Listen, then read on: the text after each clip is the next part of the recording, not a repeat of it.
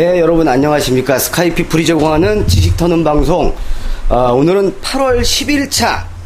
원래 횟수로 하면 6회쯤 되는데, 이제 횟수로 안 하고요. 이렇게 날짜로 하려고 해요.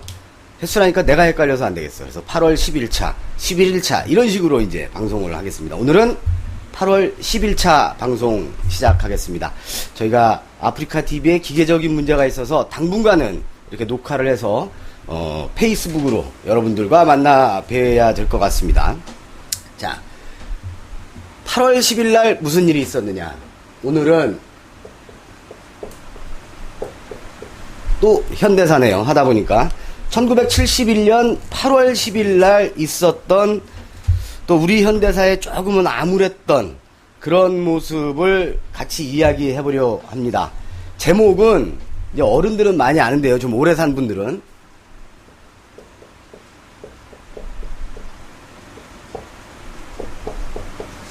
광주 대단지 사건입니다. 광주 대단지. 이 광주는 이 광주예요. 이 빛광자. 이 광주는 전라도 광주고, 이 넓을 광자. 이 광주는 경기도 광주. 성남 옆에 있는, 지금 성남 옆에 있는 경기도 광주를 이야기하는 겁니다. 근데 이 시대, 이 당시에 1971년에 광주 대단지라고 하는 것은 지금의 성남을 얘기하는 겁니다.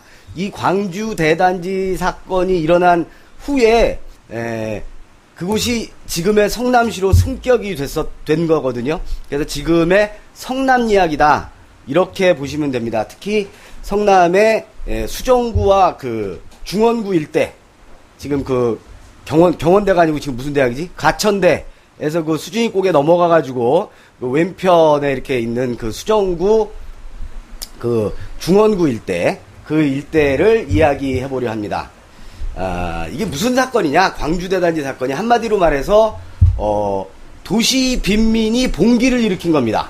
이렇게는 못 살겠다 하고 봉기를 일으켰고, 그 봉기의 결과로 이제 나라하고 국가하고 이제 그 이야기가 잘 돼서 어떠한 결과를 도출해낸, 그러니까 기록에 의하면 민중봉기 중에 그래도 거의 유일하게 이겼다, 민중 차원에서 이야기를 하면 이겼다라는 평가를 받을 수도 있는 그런 사건입니다. 대부분의 유사이대로 민중봉기라는 것이 큰 뜻을 품고, 사실 큰 뜻이래야 봤자 살게 해주세요, 저 좀 살게 해주세요죠. 뭐 극락정토를 만들다는 것도 아니고 저 좀 살게 해주세요인데, 그걸 이제 아주 비참하게 탄압을 받고 나중에 진압을 당하면서 대부분 그 소기의 목적을 거두질 못하는데, 그래도 그 와중에 이 광주 대단지 사태는 그때 광주 대단지에 계시던 분들의 목소리가 어느 정도 반영된 결과가 나왔다라고 해서 거의 찾아보기 힘들게 이겼다라는 표현을 쓰고 있는 현대 기록물들이 있습니다. 이 광주 대단지 사태는 한마디로 잘못된 도시계획이 빚어낸 그런 슬픈 결과라고도 말씀을 드릴 수 있고, 행정 편의주의 발상의 무덤이라고도 정의를 할 수가 있습니다. 자, 그럼 도대체 이 광주 대단지라는 곳에서 무슨 일이 일어났고, 광주 대단지가 왜 생겼는지를 차근차근 이야기해 보도록 하겠습니다. 먼저 그 배경을 한번 살펴보면 1960년대를 지나면서 이제 우리나라가 지난번에 그 83 조치 때도 말씀을 드렸지만 연 10%에 근접하는 그 고도 성장을 하지 않습니까? 그 고도 성장을 하는 우리뿐만이 아니라 지구상의 어느 나라든 이 고도 성장의 이면에는 상당히 아픈 그 어떤 보이지 않는 그런 아픔들이 있어요. 특히 가장 큰 게 이제 그 도시 빈민의 양산이죠. 경제가 성장이 되고 하다 보면 이 농촌이나 지방에 계신 분들이 무조건 도시로 이주를 합니다. 무조건 상경이란 말이 요새는 없지만 저 어렸을 때만 해도 상당히 많았는데, 이거는 이제 그쪽에 직업이 많이 생기고 일거리가 있고 하다 보니까 살기 위해서 이제 도시로 이렇게 떠나오시는데, 그러다 보면 자리를 잡고 성장하시는 분도 계시지만 대다수의 분들은 구조적으로 어쩔 수 없이 도시 빈민으로 그 전락을 하게 되십니다. 그래서 이 도시화의 이면의 가장 큰 문제는 도시 빈민 문제인데, 이 도시 빈민 문제로 인해서 야기된 사건입니다. 특히 서울 시내에 60년대 후반부터 그 조성이 된 도시 빈민가들이 있었어요. 서울역 인근, 그 다음에 뭐 용산역, 영등포역, 봉천동, 청계천, 이런 곳이 이제 대표적인 도시 빈민가였는데, 이런 곳들이 이제 지금은 구도심 아닙니까? 당시에 이제 도심 쪽으로 이제 그 도시 빈민들이 이제 몰리는 거죠. 그러다 보니까, 정부에서 생각을 하기에, 이걸 좀 정리를 해야겠다라는 생각이 들었던 겁니다. 나날이 세계화되고 있는 이 서울의 모습이 좀, 뭐라 그럴까, 환경적으로 좀 보기가 안 좋다. 정리하자. 이런 결론이 내려집니다. 그래서, 당시에 서울시장이던 김현욱 시장이라는 분이 계세요. 별명은 불도저입니다. 불도저. 이 불도저라는 별명은, 뭐, 짐작이 가시겠지만, 그렇게 좋은 별명 아닙니다, 그거. 예. 밀어붙인다는 얘기잖아. 그러면 더러 힘든 사람들 죽던 말던 이런 거야. 불도저라는 별명 별로 좋은 거 아닙니다. 이 민주화 사회에서는. 하여튼 불도저라는 별명을 갖고 있는 김현욱 시장. 이 양반은 5.16을 박정희랑 같이 한 사람이에요. 핵심 인물입니다. 그 김현욱 시장 때부터 시작을 해서 요 사건이 일어날 때, 광주대단지 사건이 일어난 1971년에 양택식 시장 때까지 이 빈민 정책을 하는데, 이게 좀 무리수가 있는 정책입니다. 도시에 있는 빈민을 강제로 이주를 하는 겁니다. 이주를 유도하는 게 아니라 강제 이주예요. 강제. 자, 거주 이전의 자유가 있는 민주공화국에서 강제 이주가 일어나는 겁니다. 이 빈민들, 이제 요 강제 이주를 할 이 대상자들에게는 강제 이주를 함에 있어서 일단은 이들에게 이렇게 홍보를 합니다. 살집을 준다. 지금 다 막 이렇게 거적 깔아놓고 천막이나 이렇게 뭐죠? 그 나무 판넬 같은 데서 이제 주거를 하니까 살집을 주겠다라고 일단 얘기를 했고, 그러다 보니까 이제 주거 환경이 워낙 열악한 곳에서 살던 이 대상자들이 일단 살집을 준다니까 이주를 하자라는 분위기로 이제 처음에는 조성이 됩니다. 그래서 처음에는 1969년경에는 2만 가구가 넘는 이 빈민 가구들, 인구수로 따지면 한 10만 명이 된답니다. 이 10만 명을 이주를 시킵니다. 근데 이게 왜 강제 이주라는 이야기가 되냐면 귀경 포기각서를 받습니다. 그러니까 우리가 저기 어디만쯤에다가 집터 닦아놓고 집 좀 해놨으니까 가. 거기 가 살아. 너희 들어 죽겠어. 가는데 거기 우리가 집 져주고 땅 주고 했으니까 절대로 서울로 다시 올라오면 안 돼 하면서 귀경 포기각서를 쓰게 합니다. 지금 상식으로 생각하면은 상당히 어이가 없죠. 자, 귀경 포기각서를 쓰고 69년도부터 이제 도심 빈민들이, 도심에 자리를 잡고 있던 도시 빈민들이 이제 서울 외곽으로 밀려나기 시작을 합니다. 그러던 와중에 1971년 8월에 12만 명 정도가 이곳 광주, 지금의 성남 중원구, 수정구 이 일대에 토지 분양과 일자리를 약속을 받고 짐 싸가지고 이제 이곳으로 가는 거죠. 수진이곡에 넘어서, 저 가락동 지나서 수진이곡에 넘어서 이제 도착을 합니다. 그랬는데 12만 명의 우리 시민들이 가서 보니까 이게 이제 여기서부터 문제가 되는 거예요. 나라에선 틀림없이 살 집을 지어주고, 직업도 주고, 뭐 그런다고 했어요. 일자리도 마련해주고. 근데 가보니까 현상은 이랬답니다. 벌판에 작게는 20평, 크게는 40평 정도의 줄을 이렇게 그어놓고, 바닥에다가 금을 그어놓고 거기다가 천막을 그냥 쳐놨다고 해요. 천막이라고 해봤자 뭐 좋은 텐트겠어요? 뭐 코롱, 노스페이스 이런 텐트일 리가 없잖아. 거적이겠지, 거적. 예? 그런 천막을 치워놓고 여기서 살아라 라고 한 거죠. 근데 이거보다도 더 이분들을 극단적으로 화가 나게 한 거는, 일단 주거를 해야 되고 생활을 해야 되는데 이런 기반시설이 거의 전무했던 겁니다. 일단 기본적으로 뭘 하나 사 먹으려도 밥 짓고 반찬하려면 양식을 좀 사야 될 거 아닙니까? 상가, 공장, 학교 이런 거 거의 없었다고 그래요. 그 다음에 상하수도 시설 약 20% 정도만 시설이 돼 있고, 특히 화장실이 없어서요. 아침이 되면, 그러니까 집집마다 화장실이 있는 게 아니요. 공동 변소가 있는데 거기에 이제 옆집 아저씨, 뒷집 아줌마, 앞집 학생 막 줄을 나래비로 서는 거죠. 거기서 이제 볼일들을 아침에 봐야 되는 거고, 지금 여러분이 상상을 하면 지옥이 바로 그런 거가 아니었을까? 아비규 아니었겠죠? 그런 상태로 조성을 해놓고 가라고 한 거죠. 귀경 포기각서 써서. 또 하나, 이곳 당시 광주에서 서울로 출퇴근하는 분들이 이주한 분들의 약 60% 이상이었는데, 서울로 들어오는 대중교통 노선이 버스 단 한 대에 하루 6대, 하루 6번도 아니고 그 6대가 운영이 되는 버스 노선 단 한 대였다고 합니다. 빈민이라 도시 빈민이고, 아까 제가 초반에 말씀드린 뭐 용산역, 서울역 이런 데 말씀드려서 지금 빈민 이러면은 개념을 무슨 홈리스 생각하시면 안 돼요. 그러니까 그냥 가난했던 분들이에요. 그러니까 직업이 있었던 분들이 대다수야. 노동일을 하시던, 공장을 다니시던, 당시에는 청계천 일대에 그런 그 전태일 선생님 계시던 그런 곳에 이제 뭐 피복 공장도 다니고 이런 분들이 많았을 거 아니야. 출근은 해야 될 거 아니야. 근데 버스 노선이 없는 거지. 딱 한 개 노선 6대. 쉽게 얘기해서 사람이 살 수 있는 기반 시설을 전혀 조성해 놓지 않고 일단 이주를 시켰다는 겁니다.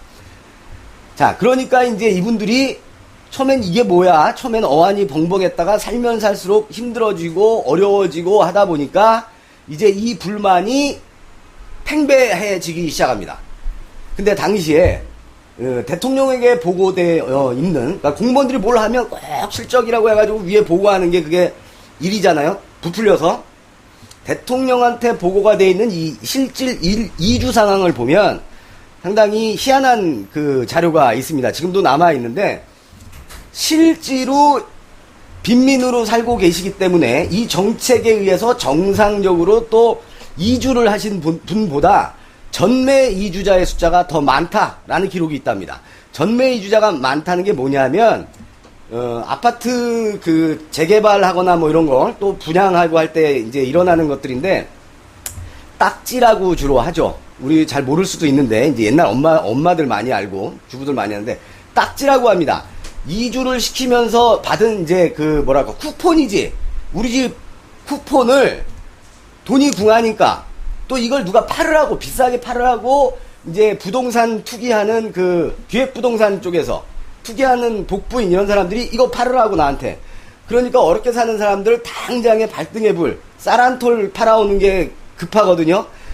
내일까지 학비 줘야 되고 그 육성회비 줘야 되는 게 급하단 말이에요. 그러니까 이걸 팔게 되는 거죠. 부동산 투기로 이게 악용이 되는 겁니다. 그래서 실질 이주자보다 전매 이주자 수가 더 많다라는 기록도 남아 있습니다. 그러니까 도시 빈민을 이주시키기 위한 정책에 도시 빈민 이주보다는 부동산 투기화가 돼버리는 이런 모순이 발생을 또 하게 되는 겁니다. 그런데 당초에 이 땅을 무상으로 주는 건 아니에요. 무상이 아니고 아주 저렴하게 돈을 받습니다. 근데 당시에 이 땅이 20평, 40평 이 땅을 줄 때 200원의 돈을 받았답니다. 200원의 돈을 받았는데 당시 돈으로 이게 그러니까 투기를 하는 이 전매자들이 생기면서 1,600원까지도 이 주권이 1,600원까지 거래가 되는 그런 상황이 발생을 하게 되는 거죠. 자, 이런 상황에서 불만이 이제 쌓이고 막 이제 이주는 해왔는데 나라에서 약속한 건 하나도 안 지켜주기 때문에 이제 자기들끼리 저걸 만들었겠죠. 무슨 대책위도 만들고 이때 이제 한 목사님이 주도가 돼서 이제 많이 어려운 분들 도와주고 하셨는데 이제 이런 대책위도 만들고 매일 회의하고 서울시나 경기도청에 건의사항 올리고 하던 이런 와중에, 이 어려운 와중에 경기도청에서 일을 하나 저지릅니다. 경기도청에서 이 이주자분들에게 토지대금, 아까 말씀드린 200원 있죠, 200원. 이 토지대금하고 어쨌든 재산이 생겼으니까 취득세라는 세금을 내게 돼 있어요. 우리가 뭘 차를 하나 사던 집을 하나 사던 취득세를 내지 않습니까? 이 토지대금과 취득세를 내라고 고지서를 날려버려요. 지금 이 사람들은 이쪽으로 와서 일거리도 잃고 당장 먹고 사는 것도 힘들고 화장실 가는 것도 힘든 분들에게 세금을 내라고 고지서를 일괄적으로 내보냅니다. 그것도 분할이 아니라 한 방에 내십시오. 이렇게 옛날엔 또 할부 문화가 그렇게 저변에 깔려있을 때가 아니니까. 이 고지서가 날라오는데, 또 하나는 당초 200원 약속을 하지 않았습니까? 국가에서. 근데 이 전매가가 올랐다고 그랬잖아요. 아까 2주 이 딱지가. 그러면 200원에 날라와야 되는데 200원이 아니라 나라에서 또 돈을 벌려고 그랬는가? 훨씬 오른 금액, 1600원까지는 아니었겠지만 훨씬 오른 금액을 내라고 한 거야. 그러니까 나는 200원의 약속을 받고 왔는데 이 땅이 200원이 아니라 돈을 더 내래. 돈을 더 내야 되니까 취득세도 더 내야 돼. 근데 화장실도 없고 학교도 없고 버스도 없어. 여러분 같으면 가만히 있겠습니까? 저 같으면 가만히 못 있죠. 자, 그래서 이제 모입니다. 모여서 따지러 가죠. 그래서 당시 이 광주 대단지를 이제 행정적으로 관할을 하던 성남출장소라는 곳에 8월 10일 날 주민대책위가 몰려갑니다. 그래서 이제 항의를 하고 난리를 치죠. 서울시장 나오라 그래부터 시작해서 이제 우리의 요구 조건 이런 것들을 하는데, 아까도 잠깐 말씀드렸지만 그때 당시에 전성천 목사님이라는 분이 이 빈민운동을 하고 계셨던 분인데, 아무래도 이분이 이제 의견을 다 이렇게 지금 모아서 정리를 해가지고 그렇게 이제 정부를 대상으로 협상도 벌리고 요구 조건도 좀 요구하고 그렇게 했던 모양입니다. 근데 이 당시에 이 주민대책위가 나라에 요구했던 그 요구사항이 한 4가지로만 정리를 해보면 이렇습니다. 대지 불합과 200원 원상 복구. 즉 처음에 200원에 이사가게 해준다면 그러니까 200원으로 해달라는 거죠. 이 얘기가 나왔다는 거는 나라에서 200원에 해주기로 해놓고 200원이 아니라 1000원 가까이 돈을 받으려고 했다는 겁니다. 그 다음에 두 번째는 이 돈, 불화금을 일시불로 내지 않고 좀 나눠서 내게 해달라. 우리 어렵지 않느냐. 빈민인데, 그죠? 그런 요구가 있었고, 세 번째로는 취득세 같은 세금을 좀 유예를 해달라. 유예 내지는 면제를 해달라. 당장 먹고 살기도 힘들어 죽겠는데 무슨 세금이야. 불화금도 못 내고 있는데, 이렇게 얘기를 한 거고. 마지막으로 대책 없이 우리를 이리 보냈으니 어느 정도 구호 대책을 좀 나라에서 해주십시오. 취로 사업도 좀 하고 해서 보리쌀이라도 좀 팔아먹을 수 있게 해주십시오라고 울면서 요구를 하는데, 뭐 했겠습니다만은 나라가 처음부터 얘기 들어줍니까? 그냥 무시해버리죠. 꺼져! 이렇게 된 거죠. 그래서 이 꺼져에 이제 반발을 이제 더 이제 뚜껑이 열립니다. 그래가지고 거의 그 뭐라 그럴까, 그 폭력 사태로까지 점화가 된 일보 직전까지 이제 가요. 막 극한 상태까지 됩니다. 주민들이 이제 막 도저히 참을 수가 없어. 그런데 이때 이제 서울시장하고 면담하러 갔다가 요구를 해서 서울시장이 오겠다고 했어요. 양택식 시장이 오겠다고 했는데, 기록에 의하면 이 양반이 뭐 교통체증에 의해서 늦었다고 하는데, 1971년에 교통체증이? 라는 생각도 사실 좀 들긴 합니다. 아무튼 교통체증에 의해서 늦게 옵니다. 근데 지금처럼 뭐 이런 통신이 많이 발달해 있는 상황이 아니니까, 왜 늦으면서 실시간으로 늦는 거에 대한 양해를 구해야 되는데 그런 거 없이 그냥 안 와버리는 거잖아. 그러니까 이제 주민들은 기다리다가 완전히 뚜껑이 열려서 몇몇 폭력 사태가 발생합니다. 먼저 이 성남 출장소, 우리의 요구는 무시하고 얘기 좀 하자니까 당사자인 시장은 안 오고, 그러니까 이제 출장소를 때려 부수기 시작을 하는 거죠. 근데 보아하니 거기에 있던 또 공무원들이, 아이고 여러분 죄송합니다. 나란 일을 하다 보니까 이런 사태가 좀 이렇게 했겠습니까? 절대 이렇게 했을 리가 없어. 당신은 권위주의 시대야. 완장 차고 있는, 나라 완장 차고 있는 놈이 최고 대빵이라고 막 땡뚱거렸을 거야. 이거 당신들이 뭘 한다고 이 주제 넘게 이것들이 나라에서 하자마, 뭐 이런 식으로 또 나왔을 거예요. 안 봐도 비디오요. 그러니까 이제 출장소를 이제 때려엎기 시작하고, 그러다 보니까 경찰이 삑삑 하고 와가지고 보나마나야 우리 주민들한테 곤봉을 휘둘렀겠죠. 그래서 경찰서를 방어합니다. 예라 하고 불을 질러버려요. 그리고 막 지나가던 차들을 뺏어서 서울로 가자, 막 올라타라, 막 이런 이제 사태가 무법천지가 이제 벌어지는 겁니다. 그때 이제 되게 유명했던 게 참외 트럭, 이게 에피소드라고 말씀드리기도 참 그렇고, 참외 트럭 소동이 한번 일어나는데, 그냥 요 일하고는 그냥 무관한 참외 트럭이 이 앞을 지나가고 있었대요. 그런데 이제 도로도 다 점거가 되고 이제 난리가, 이제 시위대들이 막 다 길에 쏟아져 나와서 아우성을 치니까 트럭이 이제 요리조리 피해가다가 트럭이 아마 전복이 됐던 모양이에요. 당시는 3륜차야. 바퀴 3개 3륜차. 이 트럭이 전복이 됐던 모양이야. 참외가 길로 다 쏟아졌는데, 이 광주 대단지에 당시에 계시던 주민들이 8월달이잖아. 얼마나 덥고 목마르고 배가 고파서 이때 그 거의 그 뭐라 그럴까 그 밥 한 끼 제대로 해 먹을 수 없을 그럴 여건이었으니까 이 참외 쓰러진 참외 트럭을 그걸 덮친 거예요. 부산행처럼. 그래가지고 이 트럭에 있던 참외가 순식간에 이제 동이 나버리는 그런 사태가 발생을 했다고 당시 신문에 이렇게 게재가 되기도 합니다. 그리고 전경을 이제 드디어 이제 700명을 전투경찰 700명을 적군과 싸워야 되는 우리나라는 적군과 싸워야 되는 전투경찰이 항상 국민들과 싸우잖아요. 여기도 이제 700명이 투입이 됩니다. 그런 이제 사태는 점점 악화일로를 가죠. 그래서 3일간 이곳 광주 단지 일대가 완전히 치안이 마비된 진공 상태가 돼버리죠. 근데 제 표현도 사실 문제가 있습니다. 치안이 마비됐다. 이거는 그들의 입장에서 하는 얘기고 해방구죠, 뭐. 엄밀히 말하면 우리 광주 민주화 항쟁 때도 그랬잖아요. 치안이 완전히 마비되고 무법천지다라고 했는데 사실은 거기는 해방구가 됐던 거잖아. 어쨌든 공권력이 손을 미치지 못하는 공간이 됐습니다. 3일 동안. 자, 그래서 경기도지사도 이제 옵니다. 경기도지사가 이제 세금 내라고 돈 내라고 이거 해버렸잖아. 이제. 그래서 경기도지사도 오고 당시에 내무부 차관이 급파가 됩니다. 내무부는 지금의 이제 행자부죠.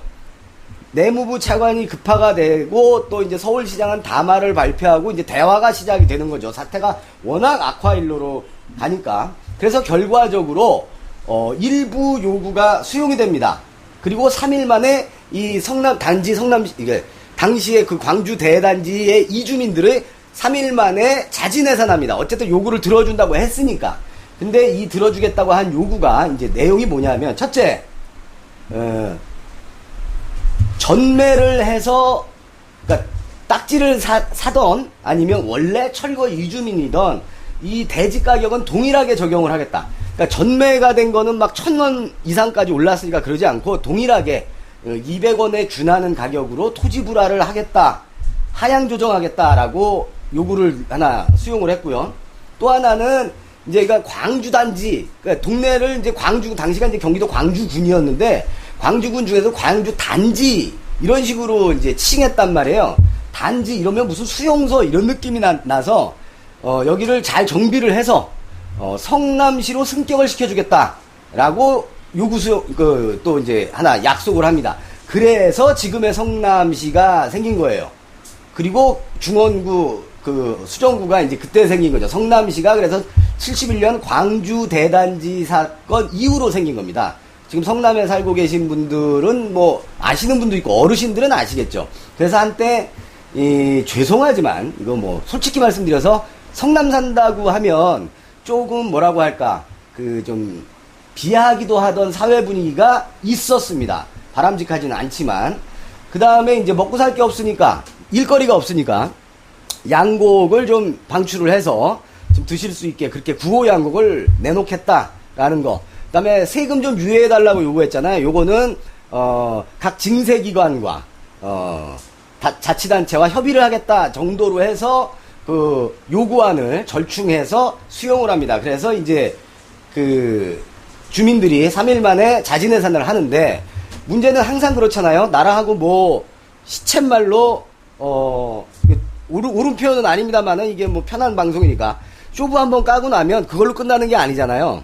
겉으로는 들어주고 근데 그때 주동했던 놈들 다 잡아들여 이건 꼭 하지 않습니까? 하다못해 그 소고기 광우병 파동 때 유모차 들고 이렇게 가서 평화시위하고 촛불 켰던 주부들까지도 기소하는 마당에 이 시대에는 더 했겠죠. 그래가지고 여러 명을 이제 체포를 하죠. 강제로 체포해서 연행을 합니다. 그래서 뭐 일단 뭐 철창에 가둬놓고 조서 쓰고 그날 내보내는 분들도 있고 훈방 처리하고 하느나 하고 이렇게 하는데 결국은 겁줘서 내보내는 거야 이제. 그리고 나서 최종적으로 22분이 형사처분을 받게 됩니다. 그래서 이분들이 현재까지도 그 명예회복 작업을 하고 있어요. 2012년부터 본격적으로 명예회복을 위해서. 이거는 당시에 일정 정도의 현행법을 위반한 것도 있을 수 있지만 뭐 도로를 무단 점거했다라든가 이런 건 있을 수 있지만 그 근본적인 원인을 제공한 것은 정부이기 때문에 거기에 대한 그 뭐라 그럴까, 방어권의 발동 아니겠습니까? 그런 차원이기 때문에 일방적으로 폭도로 매도되는 거에 대해서 명예회복을 해달라라고 지금 국가를 상대로 해서 그 회복 작업을 하고 있습니다.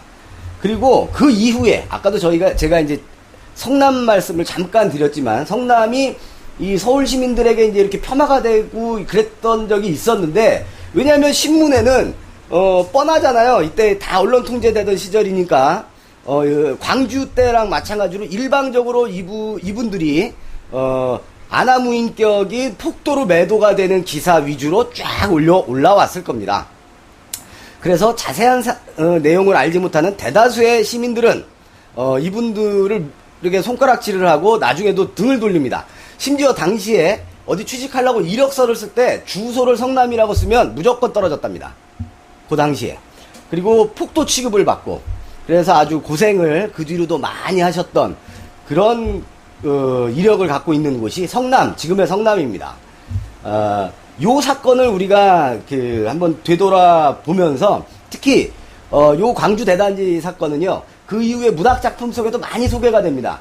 저는 개인적으로 제일 먼저 이거를 접했던 것이 어떤 그 역사 기록이 아니라 조정래 선생님의 한강이라는 소설에서 이 장면을 막 아침부터 줄 서가지고 화장실 못 가고 아우성하는 거, 그 다음에 전매 딱지 때문에 내 이주권을 막 빼앗기는 거 속아가지고, 그 다음에 뭐 그런 것들을 그 소설의 상당한 분량이 이제 할애가 돼서 표현이 되거든요. 그래서 거기서 처음 봤고, 또 우리가 많이 아는 빈민문학의 그 뭐 대북격이라고 할 수 있는 난장이가 쏘아 올린 작은 공, 이런 작품에도 나와 있고요.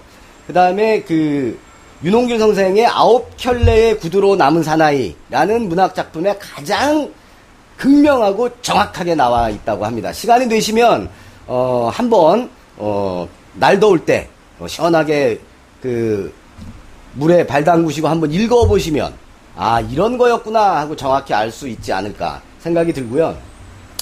어쨌든 이 도시 빈민 문제가 대두되고 있는 현대 사회에서 국가가 빈민 문제를 해결함에 있어서 너무 행정 편의주의적인 발상이고 권위주의적인 발상이고 가람가, 사인해, 이런 식으로 처리를 했다. 기간시설까지 다 갖추어 놓고 이주를 유도하고 권유한 게 아니었다라는 거에 대해서 상당히 좀 가슴 아프게 생각을 하게 됩니다.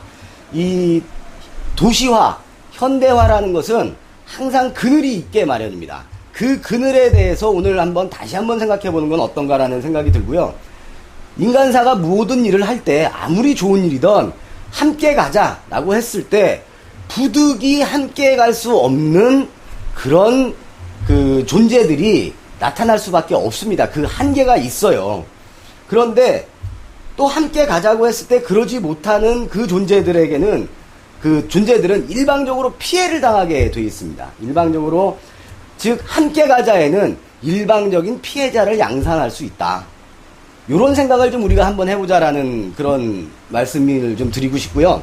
세상의 모든 일은 이면이라는 게 있습니다. 동전에도 앞뒷면이 있고 손바닥에도 앞뒷면이 있습니다. 그 이면을 내가 당사자가 아니라고 너무 쉽게 외면하진 말자라는 게 제가 오늘 여러분들과 한번 공감을 갖고 싶은 이야기입니다. 왜냐? 어느 때 내 스스로가, 여러분 스스로가 그 이면이 될 수도 있기 때문입니다. 세상 모든 사의 이면 다시 한번 생각하시면서 8월 10일차 광주 대단지 사건, 1971년에 있었던 도시 빈민 항쟁 함께 이야기해봤습니다. 다음 시간에는 8월 11일차 사건을 가지고 여러분들 찾아뵙도록 하겠습니다. 감사합니다.